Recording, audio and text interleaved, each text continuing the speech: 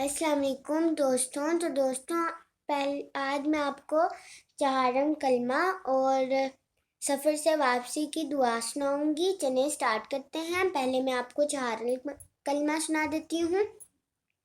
چہارم کلمہ توحید معنی اکیلا، لا الہ الا اللہ وحدہ لا شریک لہ، لہ الملک و لہ الحمد یحیی و یمیت وہو حی لا یموت ابدا ابدا ذو الجلال والاکرام بیدہ الخیر وہو علی کل شیء قدیر۔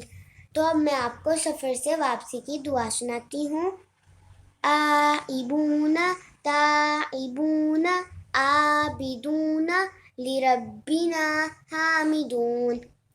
تو فرینڈز، اگر آپ کو میری ویڈیو اچھی لگی ہو تو اس ویڈیو پر لائک کیجیے گا اور میرے چینل کو سبسکرائب کیجیے گا۔ دعاؤں میں یاد رکھیے گا۔ پھر ملیں گے ایک اچھی ویڈیو کے ساتھ۔ اللہ حافظ۔